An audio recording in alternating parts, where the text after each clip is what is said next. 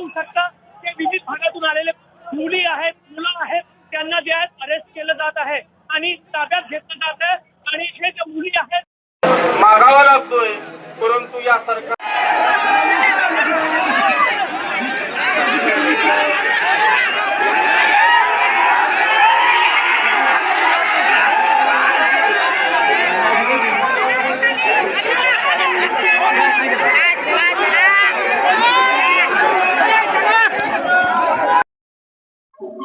विद्यार्थी मित्रांनो, आपण जो व्हिडिओ बघितलेला आहे हा विधान भवनावरती धडक मोर्चा युवा कार्य प्रशिक्षणार्थी योजनेच्या माध्यमातून विद्यार्थ्यांनी काढलेला जो मोर्चा होता, यावरती पोलिसांनी चक्क लाठी चार्ज केलेला आपल्याला त्या ठिकाणी दिसत आहे. यशवंत स्टेडियम वरती ज्या काही पायऱ्या आहेत त्या पायऱ्यांवरती आपले सर्व विद्यार्थी शांत चित्ताने संविधानिक पद्धतीने हा मोर्चा करत होते आणि त्यात आक्रमक झालेल्या विद्यार्थ्यांना पोलिसांनी लाठीचार्ज करताना कुठे व्हिडिओ तुम्ही बघितलेला असेल, पोरांना कॉलर धरून, मुलींना कॉलर धरून खिचत नेताना पोलिसांचा हा जो आपल्याला प्रकार दिसत आहे हा अशोभनीय आहे.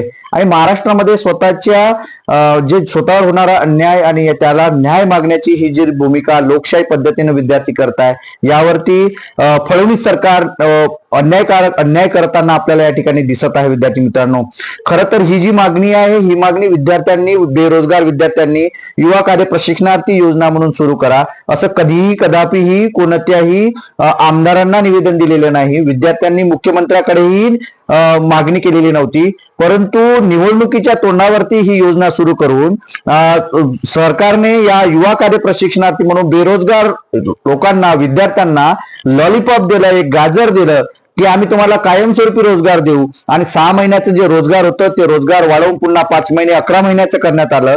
परंतु शासनाने जेव्हा आता मागण्या, जेव्हा विद्यार्थ्यांना परमनंट करण्याचं किंवा कायम करण्याचं किंवा त्याच ठिकाणी रोजगार देण्याचे जे शब्द बोललेले होते, एकनाथजी शिंदे, मग मंगळप्रगावात लोढा असतील किंवा मग आपले मुख्यमंत्री असतील, तेव्हाचे उपमुख्यमंत्री, आताचे मुख्यमंत्री यांनी वारंवार विधानसभेमध्ये बोलताना सांगितलं की आम्ही हा परमनंटचा काही निर्णय घेतलेला नव्हता. पण जेव्हा विद्यार्थ्यांना लॉलीपॉप द्यायचं होतं तेव्हा खोटं बोलण्याचं जे काही रेटून बोला हे आपल्याला या सरकारच्या माध्यमातून दिसत आहे. आणि विद्यार्थी मित्रांनो, जे काही विद्यार्थी आपले युवा कार्य प्रशिक्षणार्थी म्हणून काम करत आहेत ते नाशिकला आता हा 4था आंदोलन, मोठं आंदोलन आहे. आझाद मैदान झालं, आझाद मैदानानंतर पायदळ रॅली असतील पुणे इथून किंवा आता नंतर नाशिक येथील मेळावा असेल आणि आता हे हिवाळी अधिवेशनातील हे आंदोलन, आणि या आंदोलनाला गालबोट लागताना आपल्याला दिसत आहे. तर विद्यार्थी शांतचित्ताने या ठिकाणी आंदोलन करत असताना पोलिसांनी लाठीचार्ज करताना आपल्याला त्या व्हिडिओमध्ये दिसलेला आहे. विद्यार्थी मित्रांनो,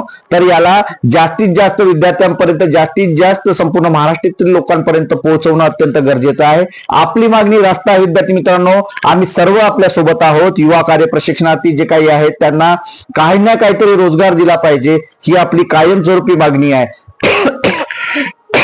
कारण सरकारने विद्यार्थ्यांना ह्या सर्व गोष्टी दाखवलेल्या, आमिष दाखवलेला आहे, आशा दाखवली होती. पण जेव्हा सरकार देऊच शकत नव्हतं तर कशाला ही योजना सुरू केली? विद्यार्थ्यांनी या योजनेच्या माध्यमातूनच ही मागणी केलेली आहे. कोणत्याही पद्धतीनं मुख्यमंत्र्याकडे कोणतीही मागणी केलेली नव्हती, तरी सुद्धा ही योजना सुरू केली. आता एकच मागणी आहे की आम्हाला कायम त्या ठिकाणी करा किंवा आम्हाला कुठे ना कुठेतरी रोजगार द्या. कारण काही विद्यार्थ्यांचा 14 तारखेला जो युवा कार्य प्रशिक्षणार्थीचा कार्यकाल संपत आहे, काही विद्यार्थ्यांचा संपलेला आहे. मग त्यांनी आता करायचं काय?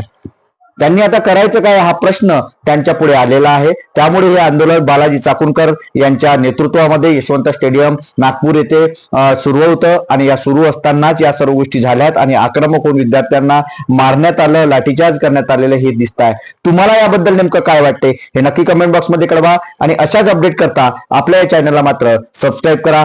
धन्यवाद.